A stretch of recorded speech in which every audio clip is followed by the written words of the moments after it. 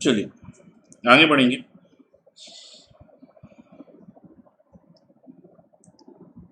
आज का हमारा विषय है भूगोल की सीरीज को आगे बढ़ाएंगे और भूगोल में आज हम पढ़ेंगे चट्टान। ऑलरेडी पढ़ रहे हैं, उसी को हम आगे बढ़ाएंगे। और आज ग्रेनाइट चट्टान या आग्नेय चट्टान हम लोग देख चुके हैं। इसका दूसरा सेक्शन, और जिन्होंने पहला वीडियो ना देखा हो वो उसको आवश्यक रूप से देखें, क्योंकि जिनको वास्तव में आईएसपीसीएस देना है और निकालना भी है उनके लिए सारी वीडियो इम्पोर्टेंट है। क्योंकि ये वीडियो लूसेंट या उस दूसरी ऐसी किताबों पर बेस्ड नहीं है जो केवल आपको फैक्चुअल जानकारी देती हैं या केवल वो जानकारियाँ देती हैं जो आपके छोटे एग्जामों में आती हैं। यहाँ पर मेरा टारगेट छोटे एग्जाम भी है और बहुत बड़े एग्जाम भी हैं। तो वीडियो को आप इत्मीनान से देखें, नोट डाउन करें, समझें चीज़ों को ध्यान में रखें, तभी आप एग्ज़ाम निकालने की स्थिति में होंगे। अन्यथा जो लगातार रिजल्ट सिविल सर्विसेज में कम हो रहा है या दिक्कत आ रही है, अमूमन लोग शहर छोड़कर या छोटे शहरों को छोड़कर बड़े शहरों में पढ़ रहे हज़ारों की संख्या में, फिर भी रिजल्ट नहीं आ रहा है, उसके पीछे सबसे बड़े कारण यही है। तो जितना भी प्रोवाइड करा रहा हूँ उसको पढ़ें, बुक्स पढ़ें, इतना मोर देन सफिशिएंट है। आपको कोई भी कोचिंग करने की आवश्यकता नहीं है कहीं भी। देखेंगे अब सादी चट्टान। मैंने आपको बताया था चट्टान के 3 प्रकार हैं। एक प्रकार आपका आग्नेय का है, एक प्रकार आपका अवसादी का है और एक प्रकार आपका रूपांतरित या कायांतरित का है। इग्नियस रॉक, अब हम पढ़ेंगे सेडिमेंट्री रॉक, फिर मेटामॉर्फिक रॉक। इसको देखेंगे। पहले हम इसका कॉन्सेप्ट्स, क्योंकि एक स्लाइड खाली रख बीच में छोड़ने का प्रयास कर रहा हूँ। कॉन्सेप्ट बिल्डिंग मैकेनिज्म देखेंगे। क्या होता है जब हमने आग्नेय चट्टान पढ़ी थी तो मैंने बताया था ये चट्टान प्राथमिक चट्टान है। ये अगर प्राथमिक चट्टान है इसका मतलब क्या है, इस चट्टान में वो सारे गुण उपलब्ध हैं। यानी ये चट्टान किससे बनी है, मैग्मा लावा से। और मैंने मैग्मा और लावा के बीच अंतर क्या होता है ये मैंने आपको बता दिया पिछली स्लाइड में या पिछले वीडियो में, जमना देखा वो देखें। तो ये प्राथमिक चट्टान है। और इसी प्रकार से अवसादी चट्टान, और फिर एक तीसरी चट्टान है रूपांतरित। अब इन तीनों चट्टानों का ऐसा नहीं अवसादी से भी अवसादी बनती है, ऐसा नहीं अवसादी का निर्माण अवसादी से नहीं होता। समय के साथ बहुत सारे प्रक्रम हैं, जैसे जल हो गया, वायु हो गया, हिमानी हो गया, भू हलचल हो गई। भू हलचल से अनेक प्रकार के जंगल अतीत में जमीन के नीचे दब गए, वहां से भी आपके अवसादी चट्टानों का निर्माण हुआ है। तो इन प्रक्रमों के माध्यम से खासतौर से अपरदन होता है और इस अपरदन का कहीं ना कहीं निक्षेपण होता है। तो अपरदन से जो हमें मिलता है उसको हम बोलते हैं अवसाद। जैसे कि मान लो ये कोई पर्वत है, या जैसे कि मान लो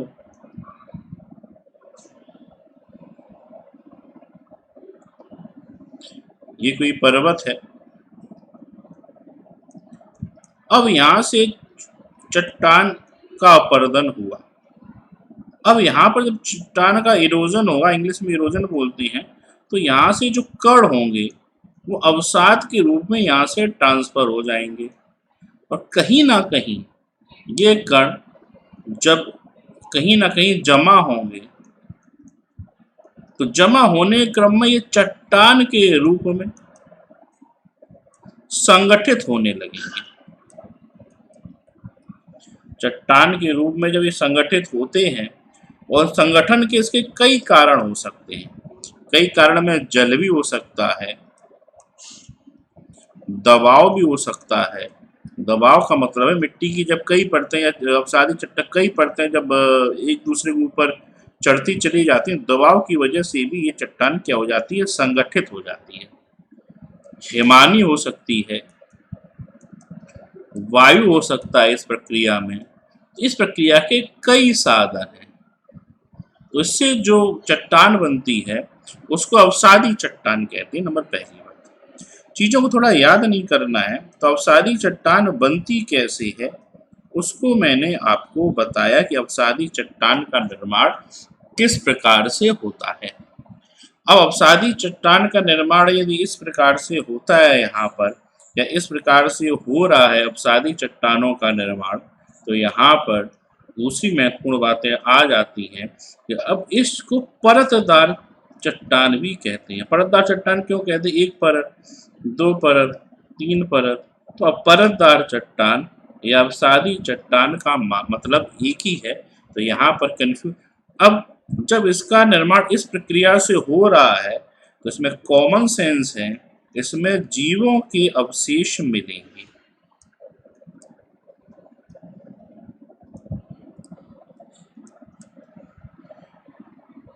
ये चट्टान, ये मान के चलें, अब थोड़ा कॉमन सेंस है कि धात्विक रूप से उतनी महत्वपूर्ण नहीं, थोड़ी बहुत धातुएं मिलती हैं लेकिन धात्विक रूप से अधिक महत्वपूर्ण ये नहीं है। ये धात्विक रूप से अधिक महत्वपूर्ण ये चट्टान नहीं है। तो इस प्रकार का यहाँ पर आप लोग ध्यान रखें।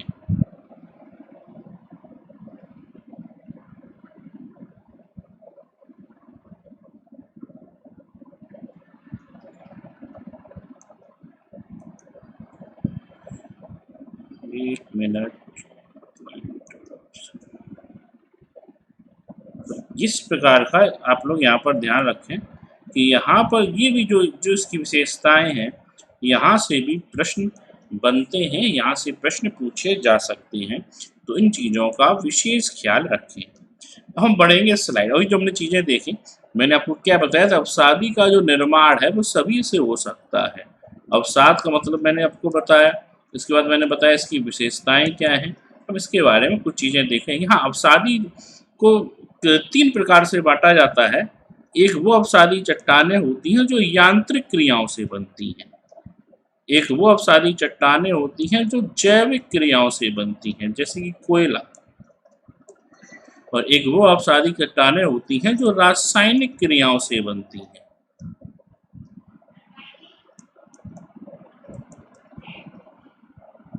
जैसे कि जिप्सम, सोरा, जैविक क्रियाओं से में एग्जाम इसमें ऑप्शंस आ जाएंगे। कोयला, चूना पत्थर। यांत्रिक क्रियाओं में आ जाएगा जैसे कि गोलाश्म मृत्तिका हिमानी क्षेत्रों में, इसका एग्जाम्पल आ जाएगा लोयस, ये वायु के द्वारा निर्मित है। सेल, बालुका पत्थर, ये सारे इसके क्या है, एग्जाम्पल हैं। आगे हम स्लाइड में इस चीज़ों को दोबारा देखेंगे। तो यहाँ पर मैंने आपको अंडरस्टैंडिंग क्रिएट करने का प्रयास किया कि अवसादी चट्टानों को हम कैसे समझें, किस प्रकार से निर्माण होता है।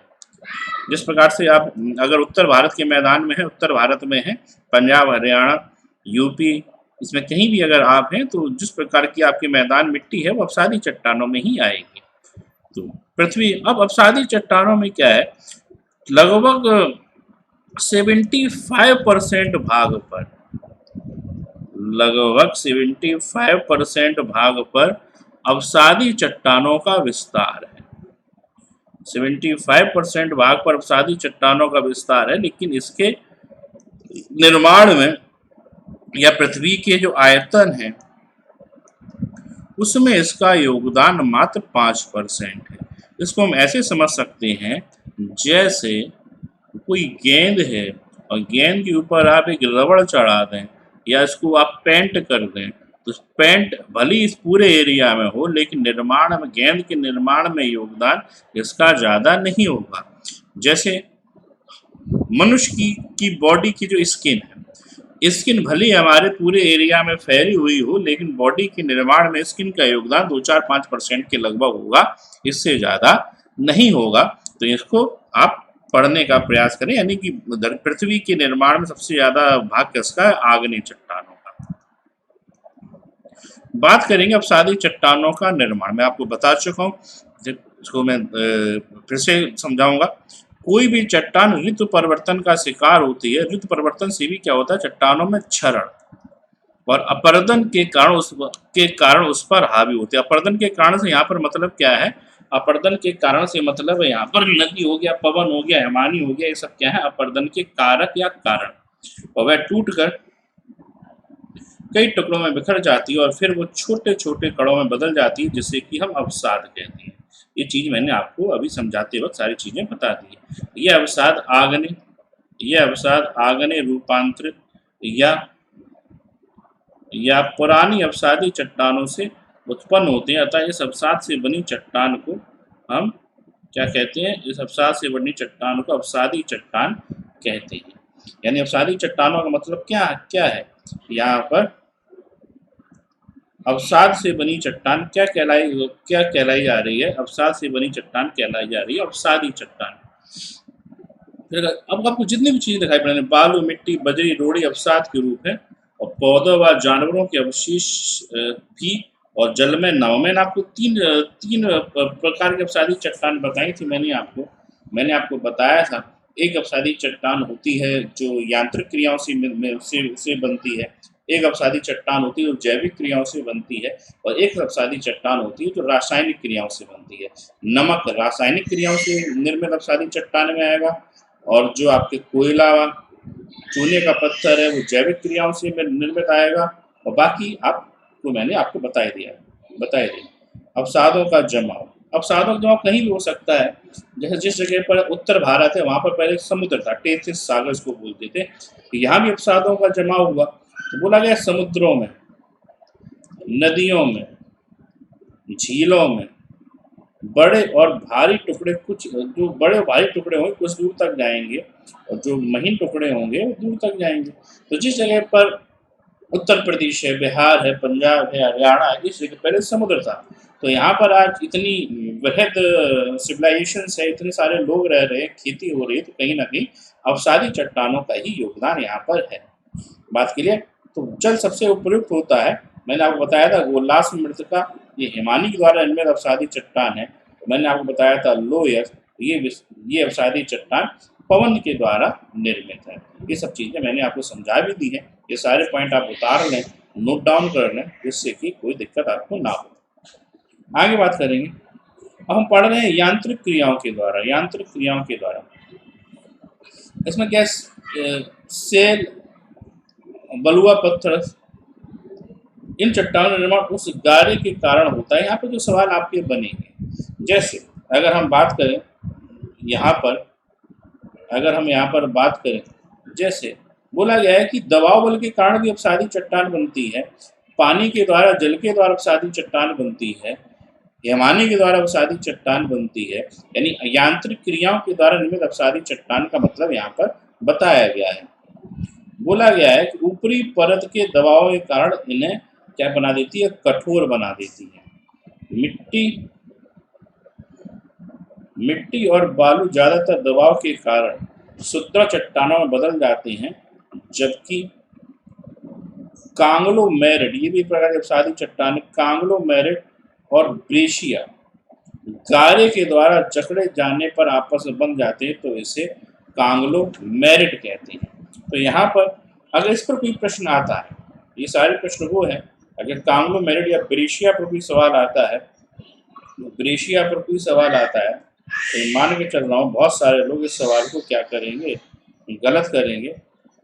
बहुत सारे लोग यहाँ पर, क्योंकि ब्रेशिया क्या होता है, ब्रेशिया एक प्रकार से अवसादी चट्टान है, और वो अवसादी चट्टान एक ऐसी अवसादी चट्टान है जो रूखड़ स्वभाव की होती है। तो रूखड़ स्वभाव की होने के कारण एक आइडिया लगता है कि इसका निर्माण जल के द्वारा नहीं हुआ, क्योंकि आपने अगर देखा होगा नदी में जो भी चट्टान होती है वो चिकनी होती है, क्योंकि आप देखेंगे नदी में कोई पत्थर आपको मिलेगा और उसके चिकनी होगी, वो रूखड़ नहीं होगा, ना उसके कॉर्नर या टुन्ने निकले होंगे। तो इस प्रकार से यहाँ पर हम आइडिया लगाते हैं कि जो ब्रेशिया है, भाई अगर एग्जाम में सवाल ब्रेशिया पर आ जाए तो मैक्सिमम लोग इस सवाल को गलत कर देंगे, क्योंकि अधिकांश किताबों में इसके बारे में नहीं दिया गया है। ब्रेशिया क्या होता है, इस बात को अपने समझने का प्रयास किया। अब ये कुछ एग्जाम्पल दिए गए हैं, इसको आप यहाँ से नोट कर लें। क्लियर? आगे बढ़ेंगे जैविक क्रियाओं के द्वारा। मैं आपको पढ़ा चुका हूँ, बता दिया। कोयले व चूना, कोयले का निर्माण किससे होता है? जो जंगल थे, लकड़ी थी, पेड़ थे, वो जमीन के नीचे दब गए। जमीन के नीचे दबने से टेम्परेचर उन्हें ज़्यादा मिला, और टेम्परेचर ज़्यादा मिलने से क्या हुआ? वो धीमे धीमे धीमे धीमे कोयले में चेंज हो गई। चूने के पत्थर का निर्माण जीवों के अवशेषों से होता है, उनकी हड्डियों के अवशेषों से होता है, जो धीमे धीमे समय के साथ चूने में क्या हो जाती है? चेंज हो जाती है। जैविक उत्पन्न, इसको मैं पढ़ दे रहा हूँ। कई बार पौधों की जड़ों, पत्तियों व टहनियों व तने दलदलों में दब जाते हैं।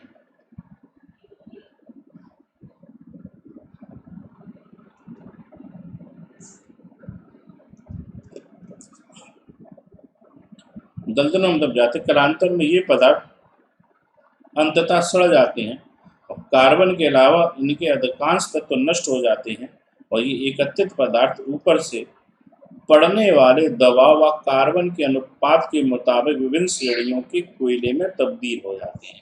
इसका मतलब क्या है? इसका मतलब है कि समय के साथ जब पृथ्वी में अनेक समय पर हलचलें भी उत्पन्न हुई हैं। हलचलें उत्पन्न होने की वजह से कई बार जंगल पृथ्वी के लिए जब जमीन में नीचे चले गए। नीचे जाने पर क्या हुआ? ये धीमे धीमे धीमे धीमे इनके अन्य तत्व नष्ट हो गए, उनका कार्बन बचा रहा, और आज वो खनन के द्वारा हमें वो चीजें प्राप्त हो रही हैं। अब कोयले कई प्रकार का होता है। बोला गया पीट व लिग्नाइट, ये प्रथम अवस्था है। इसमें अनुपात कितना होता है? 45% से कम होता है। बिटुमिनस कोयला इसके बाद वाली अवस्था है, इसमें कार्बन का अनुपात कितना? 70%। अब यहाँ पर अगर IAS व PCS में सवाल बना के पूछ दिया जाए, कैसे पूछा जा सकता है? पूछा जा सकता है पीट व लिग्नाइट कोयले बाद वाली अवस्था में उत्पन्न होते हैं, पहला पॉइंट बना दिया। और दूसरा पॉइंट दे दिया बिटुमिनस कोयला प्रारंभिक अवस्था में उत्पन्न होता है। ऑप्शन दे दिए केवल एक सही, दो सही। तीसरा ऑप्शन दे दिया एक और दो, दोनों सही। चौथा विकल्प दे दिया ना एक ना दो। तो यहाँ पर आपने, या अधिकांश लोग केवल पढ़ते हैं पीट लिग्नाइट बिटुमिनस क्या होता है, प्रथम अवस्था व बाद वाली अवस्था से क्या मतलब है, ये अमूमन ना पढ़ते हैं ना पढ़ाया जाता है। तो इस प्रकार के सवाल जब आते हैं तो यही सवाल हैं जो काफ़ी कंफ्यूजिंग होते हैं, और यहाँ पर आपकी मेरिट और आपके नंबर लगातार कम हो जाते हैं। इसी प्रकार झील व समुद्र के साफ व गहरे पानी में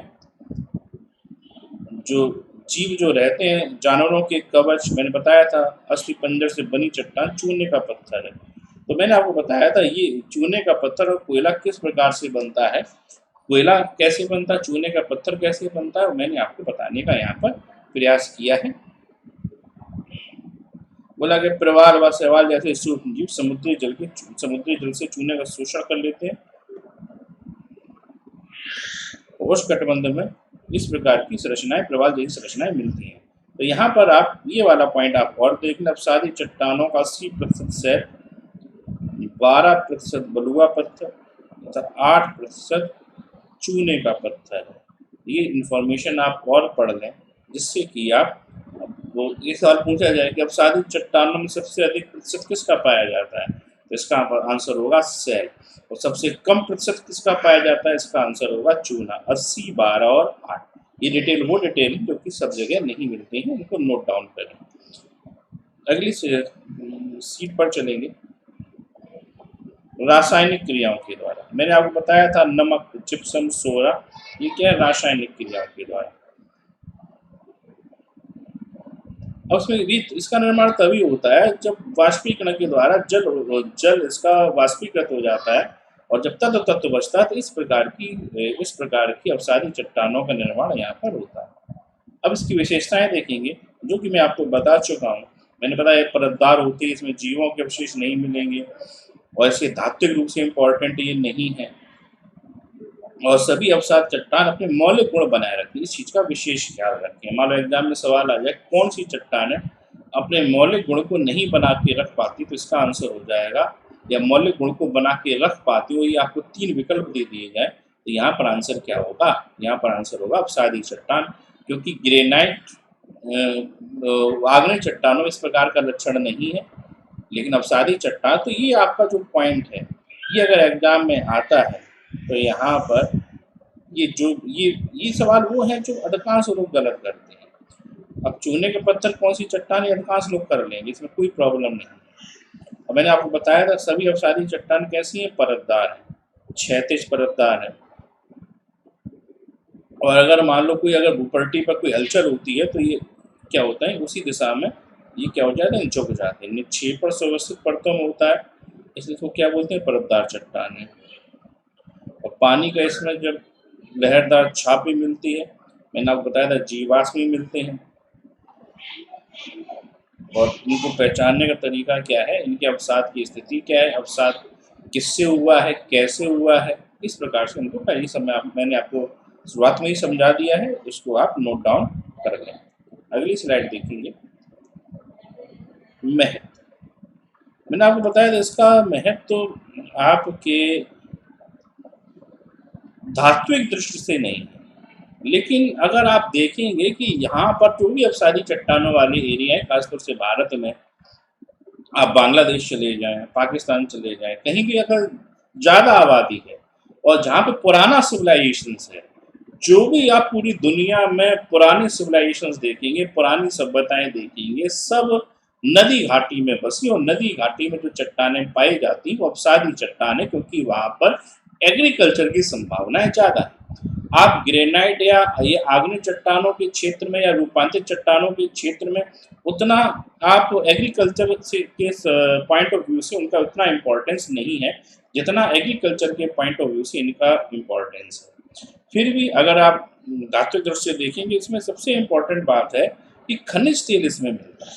अब खनिज तेल कैसे मिलता है, जैसे कि मान लो एक ये परत और एक ये परत है, जब सूक्ष्म जीवों के सड़ने से खनिज तेल बनता है तो आप प्रवेश का मतलब इसमें किसी भी इसका रिसाव ना हो, और एक ये प्रवेश, तो इस प्रकार से जो प्रवेश चट्टान है वहां पर तेल का क्या हो जाता है, संग्रह हो जाता है।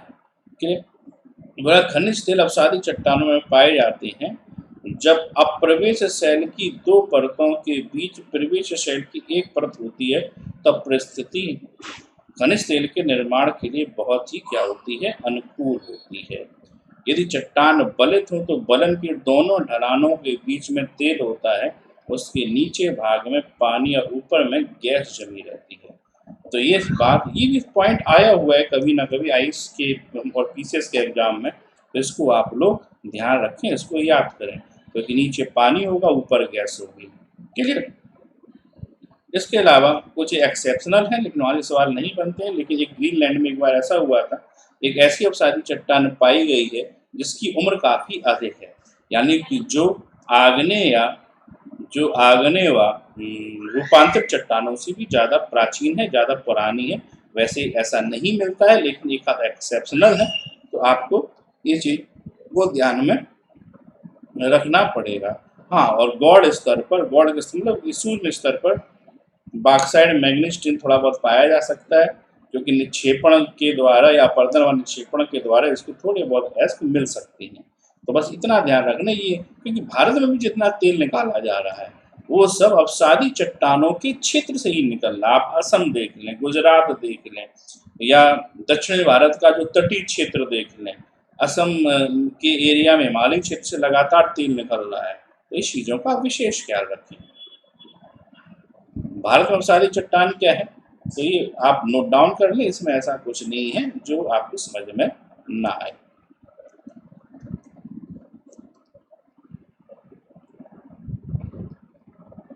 चैनल को सब्सक्राइब करें, लाइक करें और कमेंट करें, जो भी चीज़ समझ में ना आए या फिर जो भी चीज़ आपको एक्स्ट्रा पढ़नी हो वो भी आप कमेंट करें, जिससे कि मैं उस पर ध्यान दे पाऊँ। धन्यवाद।